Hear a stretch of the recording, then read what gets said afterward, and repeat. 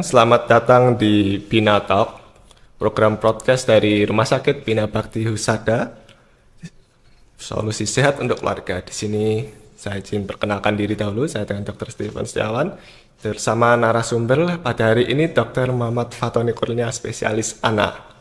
Selamat siang, dokter. Selamat siang, Dr. Steve. Jadi, pada sekarang ini negara kita sedang masuk musim hujan sehingga angka penyakit demam berdarah meningkat dengan pesat. Jadi pada hari ini kita akan membahas terkait dengan demam berdarah, jadi dokter. Iya, siap. Saya izin bertanya-tanya ini. Oke.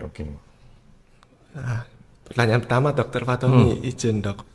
Demam berdarah itu definisinya seperti apa nih dok? Dan apakah sama dengan demam Dengue kalau pernah dengar demam dengue? Jadi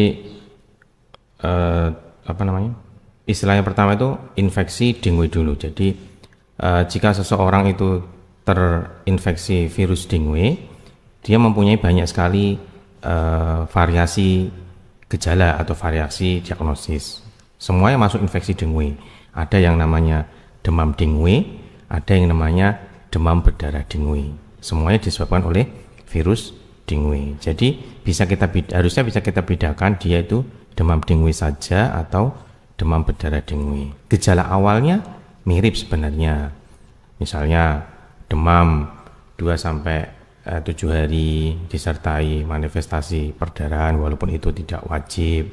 Terus kemudian ada pembesaran hati, terus kemudian ada manifestasi perdarahan tadi seperti mimisen, gusi berdarah, perdarahan kulit, BAB hitam, ya semuanya ada. Terus yang paling penting lainnya adalah pemeriksaan laboratorium. Jadi harus ada pemeriksaan klinis itu tadi gejala-gejalanya sama pemeriksaan laboratorium. Bedanya apa? Misal tadi ditanya, sama nggak dok demam dengue dengan demam berdarah dengue? Ya ada bedanya. Kalau di bahasa kedokteran itu ada namanya leakage atau perembesan plasma dok. Jadi ada peralihan cairan dari satu tempat ke tempat lain, dan itu terjadinya hanya di demam berdarah dengue. Yang di demam dengue tidak ada. Baik dokter, jadi di demam berdarah dengue ini ada tambahan perembesan plasma ya, dok. Plasma gitu. Oke, baik. Lalu untuk penularannya seperti apa dok penyakit ini? Apakah bisa langsung dari manusia yang terinfeksi ke manusia lainnya atau harus ada kondisi seperti apa itu dok untuk penularannya? Penularan langsung tidak bisa. Penularannya pasti lewat namanya apa? Vektor ya. Namanya kalau nggak salah vektor. Nyamuk Aedes aegypti. Jadi dia harus ada nyamuknya, harus ada yang sakit, harus ada nyamuknya, baru ketularan ke orang lain. Jadi kalau misalnya si A sakit, si B sakit dekat-dekatan gitu, tanpa adanya vektor ya, tanpa ada nyamuk ya nggak bisa. Pasti harus ada nyamuknya juga. Berarti harus ada pengantaranya. Ya, harus ada pengantaranya. Jadi yang bikin virusnya berpindah itu kan nyamuknya, bukan karena yang lain. Oke, karena itu jadi sebutannya nyamuk demam berdarah aja kata-kata orang langsung bilangnya ya. Kalau secara sederhananya gitu, nyamuk demam berdarah. Oke, baik. Lalu pada manusia dok, anak-anak atau yang orang dewasa yang pernah terinfeksi, apakah bisa terjadi infeksi lagi mungkin di masa mendatangnya? Oh bisa. DB itu bukan penyakit seperti cacar air atau varicella itu. Jadi orang yang sudah terinfeksi itu bisa terinfeksi DB kemudian. Jadi tidak hanya satu kali infeksi, bukan. Makanya pada DB itu bisa sekarang kena, misalnya tahun depan kena lagi gitu bisa. Dan ada kan virusnya itu yang mengenai manusia ada beberapa, dan tidak satu, maksudnya strain itu variasi virusnya itu tidak hanya satu macam, ada 4 macam. Nah itu misalnya kena virus 1, besoknya kena virus 2, besoknya lagi adalah kena virus 3 lah. Itu pasti itu bisa. Dan kayak gitu kan berarti ada faktor lingkungannya yang masih ada nyamuknya itu.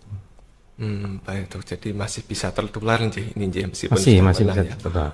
Oke, baik. Lalu untuk tanda dan gejalanya dok, seperti apa ini biasanya perlu diwaspadai, terutama pada anak-anak? Oh, pada anak-anak ya, pada anak-anak itu kalau kita membahas anak-anak yang sudah bisa mengeluh mungkin lebih enak ya. Yang sudah bisa mengeluh itu yang sudah bisa bilang sakit itu mungkin lebih nyaman. Tapi kita kadang-kadang punya apa namanya jembatan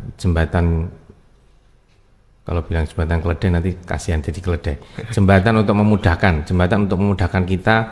Oh ini gejala ke arah DB atau enggak? Kalau guru saya itu selalu bilang selalu cari gejala KLMNOP. Jadi gampangnya itu KLMNOP. K mulai dari K nyeri kepala ada atau tidak? L lemah. M mual muntah. NO nyeri otot. P perdarahan. Jadi cari ada 4 gejala itu enggak.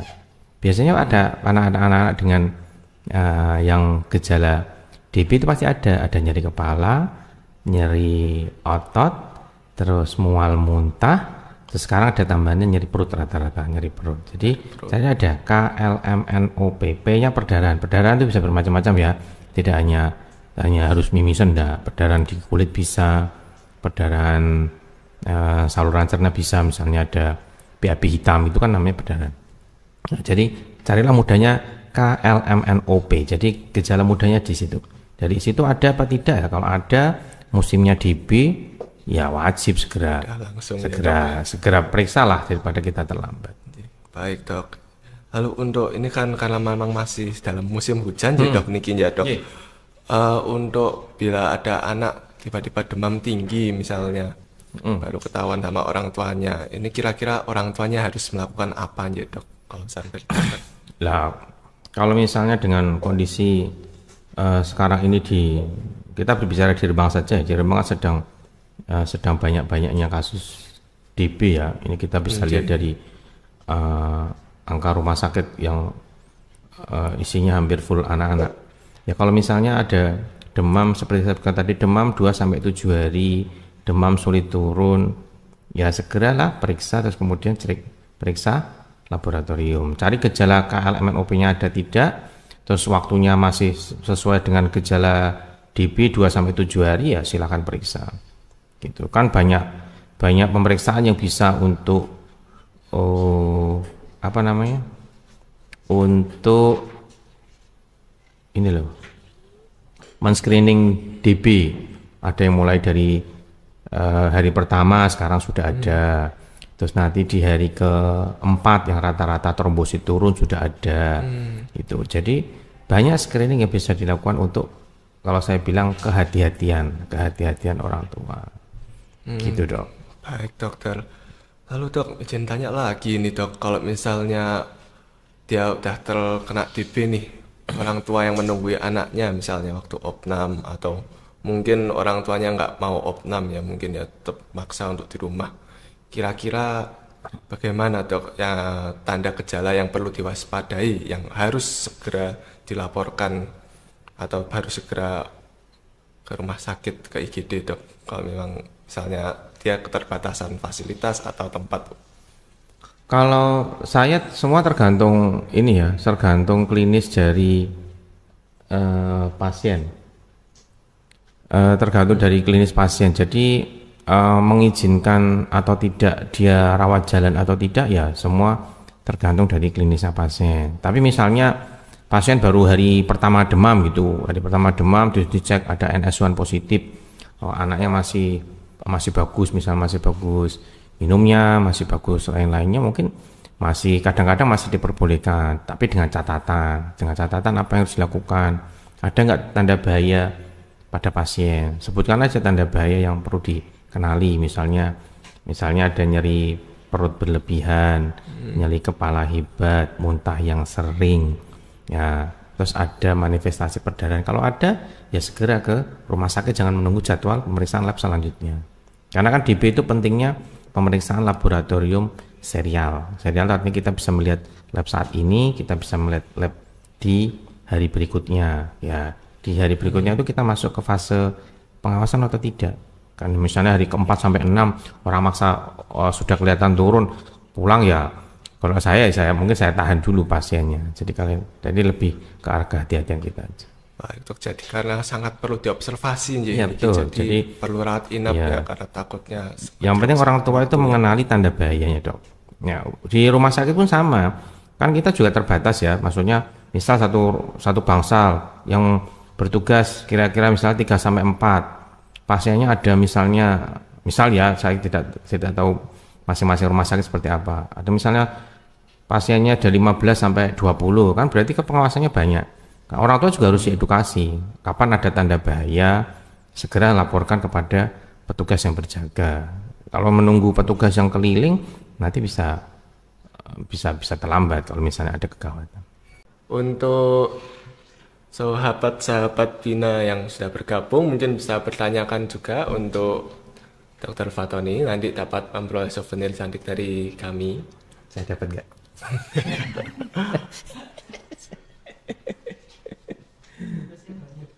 Dapat? Siapa tahu saya dapat loh. Oh ya dok, sambil menunggu Sobat Bina untuk melakukan pertanyaan, sambil lanjut tanya lagi nih dok. Iya silakan. Untuk pencegahan kira-kira ada yang disarankan nggak dokter untuk pencegahannya dok dari demam berdarah ini? Pencegahan DB pertama tetap apa ya? Sekarang 3M apa ya? 3M plus apa ya? Kalau nggak salah itu. Pokoknya 3M itu penting, menutup, menguras, satunya apa ya dok? Menutup, menguras, mengubur ya. Jadi 3M itu tetap penting karena kita namanya DB itu yang penting adalah memutus siklus nyamuknya. Kalau yang namanya nyun sewu fogging itu kita hanya membunuh nyamuk besar. Jadi fogging itu ya memang perlu. Jadi misalnya ada yang sakit terus kita lapor ke dinas kesehatan, terus dilakukan penyemprotan, kan harapannya nyamuk yang dewasa mati. Cuman kan yang jentiknya masih ada. Jadi tetap kegiatan 3M plusnya itu masih harus ada. Menutup, menguras dan mengubur.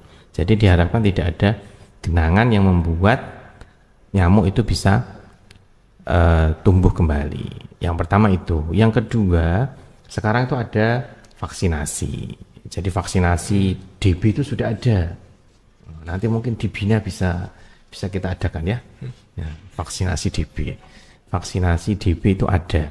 Sekarang lebih mudah vaksinnya. Kalau dulu itu ada syarat bahwa vaksin DB itu pertama orangnya di atas 9 tahun. Sedikit vaksin ya. Yang kedua adanya serologi positif.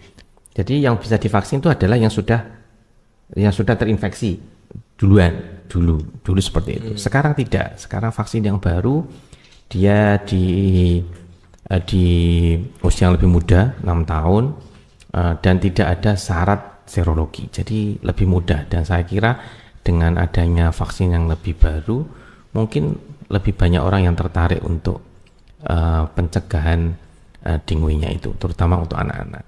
Ya, dijamin tadi ya, yang paling utama tetap 3M-nya. 3M-nya itu paling penting. Kalau vaksin itu membantu yang sudah yang belum sakit. Gitu. Baik dok, jadi benar-benar untuk pencegahan. DBD dikasih angka, kalau di medis boleh enggak? Terus kalau boleh, seberapa efektifkah buat penyembuhan? Ini agak sulit menjawabnya. Angka itu saya jujur tidak tahu angka itu seperti apa. Tapi banyak orang tua yang kadang-kadang itu bertanya, boleh nggak dok dikasih angka gitu? Saya ini pendapat pribadi saya lah. Saya tidak bisa mewakili semua orang. Angka tahu nggak dok?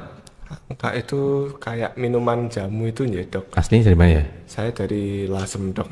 Bukan maksudnya angka itu minuman nyun sewu, minuman tradisional Jawa atau tradisional Chinese atau tradisional ya, mana gitu. Sepertinya tradisional Chinese. Terus pasangannya itu kalau nggak salah ada namanya Angco juga. Angka dan Angco. Angka dan Angco ini baru ini. Angka dan Angco ini. Kalau saya tidak berani bilang tidak ya, karena nyun sewu saya tidak ahlinya dalam menilai angka ya, tapi segala sesuatu yang saya tidak tahu ya, saya tidak berani menyebutkan oh ini pasti baik digunakan, kalau ini pasti tidak baik. Nah nanti kalau saya bilang tidak baik ternyata angkanya bermanfaat kan repot saya. Jadi saya tidak berkapasitas dalam menilai angka itu boleh atau tidak. Tapi intinya DB itu kan karena virus itu caranya adalah meningkatkan kekebalan tubuh. Jadi hal-hal yang sekiranya akan meningkatkan kekebalan tubuh itu boleh kita gunakan. Tetapi kalau saya ditanya apakah dalam satu misalnya minuman tertentu ini angka itu bisa menaikkan trombosit atau tidak, nyun sewu saya tidak dalam kapasitas untuk menilai gitu. Tapi kalau misalnya ada enggak minuman herbal lain yang produk farmasi yang sudah sudah ada ujinya yang kadang-kadang bisa meningkatkan, ya mungkin ada. Kalau tanya gitu malah mungkin saya bisa menjawab. Tapi kalau misalnya minuman tradisional mungkin yang lebih berkompeten di kedokteran tradisional itu mungkin lebih bisa menjawab. Mungkin kalau nanti ada itu dok, ada data tulisan atau jurnal paper gitu yang mungkin kita bisa membahasnya lagi. Baik, akan saya coba lihat-lihat ya dok nanti. Gitu ini berarti yang direkomendasikan adalah untuk meningkatkan daya tubuh ya dok, makanan apapun itu nggih. Oke. Baik dok, izin ini ada pertanyaan lagi dari saudari Rizky Arianti. Dok, apakah ibu awam berhak mengetahui dosis penurun panas pada anak di hari pertama? Boleh. Paracetamol itu obat bebas ya, obat bebas. Obat bebas itu artinya obat yang bisa dibeli tanpa resep dokter, dan itu memang seharusnya kita tahu dosisnya. Dosisnya itu kalau kita di anak-anak itu dosisnya adalah 10 sampai 15 mg per kilogram berat badan per kali. Jadi mudahnya begini, kalau anaknya beratnya 10 kilo ya berarti kira-kira dosisnya 100 mg. Jadi orang tua harus tahu dulu kandungan dari obatnya itu berapa miligram per mililiternya. Kan paracetamol itu sediaannya banyak. Ada sediaan tetes, drop, ada sediaan sirup, ada sediaan tablet, ada sediaan suntikan. Jadi ada 5, satu lagi sediaan suppositoria. Jadi ada 5, bentuknya ada 5, dosisnya sama semua ya. Jadi lihat dulu, karena masing-masing pabrikan itu kadang-kadang mempunyai dosis yang berbeda. Kan tidak mungkin saya di sini menyebutkan merek, tidak mungkin. Jadi semua orang tua yang membeli paracetamol baca dulu nanti di situ tiap berapa mililiter mengandung berapa miligram. Dosisnya ada tadi 10 sampai 15 mg per kilo. Boleh diberikan 4 sampai 6 jam atau sampai 8 jam. Tergantung klinisnya anaknya. Oke, gitu. Baik. Jadi karena paracetamol bebas ya dok, ini ya, tanda kutip, itu jadi boleh ya dengan dosis boleh sekali sampai 15 mg. Kalau tidak tahu malah repot nanti. Oke, baik dok. Ini ada lagi dokter yang bertanya ini, Sobat Bina, dari Nita Tata. Untuk cara mengetahui gejala DB pada bayi usia 3 bulan bagaimana dok? Bayi usia 3 bulan. Jadi sebenarnya semuanya mirip ya, mau usia berapapun. Cuman untuk usia yang lebih kecil itu kan berarti orang tua yang harus lebih aware terhadap gejala anaknya. Jadi tetap harus ada demam 2 sampai 7 hari disertai demamnya, biasanya khasnya itu demam tinggi mendadak, sulit turun. Jadi dia dengan paracetamol naik turun, nanti sebentar lagi sudah naik lagi, turun sedikit nanti naik lagi. Itu namanya demam karena virus. Yang kedua, cari aja gejala KLMNOP-nya. Nyeri kepala akan sulit ya, kita lihat di bayi usia 3 bulan. Ya mungkin kita skip, kita lihat aja orang nyeri itu gejalanya apa, rewel misalnya, jadi rewel. Ya nyeri kepala, nyeri otot juga sulit. Perdarahan mungkin bisa kita lihat, mual akan kelihatan, mual muntah kan pasti kelihatan. Jadi kalau ada gejala usia 3 bulan 2 sampai 7 hari, terus misalnya ada gejala muntah, terus demamnya sulit turun, musimnya DB seperti ini, ya mungkin kita lebih baik berhati-hati, cek dulu.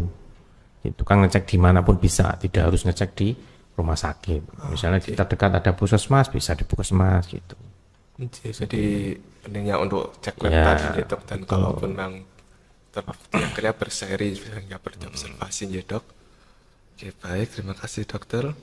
Mungkin dari Sobat Bina adakah lagi yang mau memberikan pertanyaan bagi Dokter Fatoni?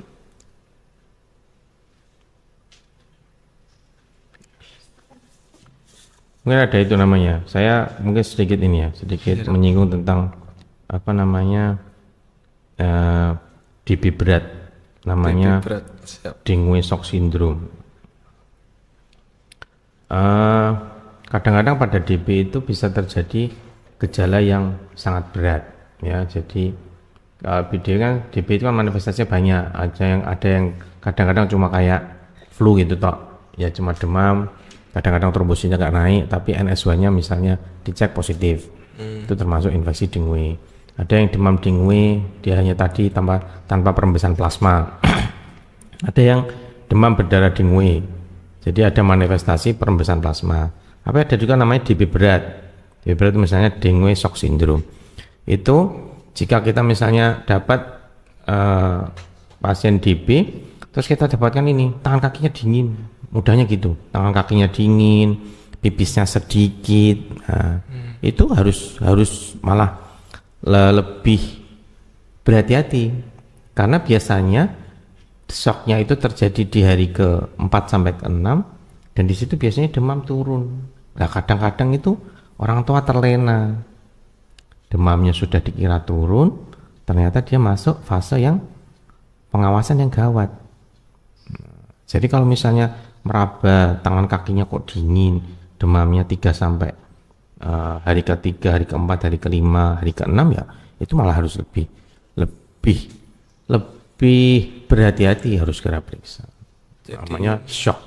Nanti bisa ini lebih berbahaya dibandingkan dengan DB yang biasa. Jadi untuk pada penderita DB memang ada siklusnya gitu kasarannya mungkin ya dok. Betul. Ada hari yang siklus Ya, jadi ada namanya hari pengawasan tuh kira-kira di hari ke-4 sampai hari ke-6 dok. Jadi hari ke-4, hari ke-6 itu hari pengawasannya DB. Di sini biasanya trombosit mulai akan turun-turunnya, kadang-kadang demam juga mulai akan turun. Jadi perdarahan, perembesan plasma semakin banyak. Nah, itu rata-rata terjadi di sini. Gitu. Siap dokter. Izin bertanya lagi dok, Niki ada satu pertanyaan lagi dari Amalia Hagi. Dokter, saya mau bertanya bagaimana pendapat dokter tentang nyamuk Wolbachia?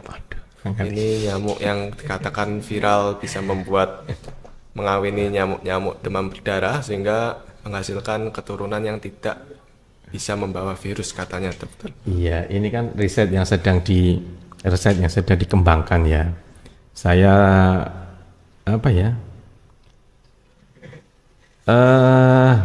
saya jujur belum banyak membaca di nyamuk Wolbachia ini, karena kan harapannya itu nyamuknya menjadi dalam tanda petik tidak punya keturunan ke Aedes-nya toh, gitu. Dia akan menyebar ke lingkungan, terus harapannya nyamuk Aedes-nya tidak punya keturunan yang bisa menjadi vektor ke demam berdarah. Secara penelitian kan sudah mulai dilakukan tuh dok, tapi kan kita belum lihat hasilnya seperti apa. Ya mungkin ya saya sih wait and see aja, tunggu aja, tunggu itunya baru. Ya karena masih baru. Ya efektifnya seperti apa itu kan nanti bisa kita lihat di uji coba di daerah itu.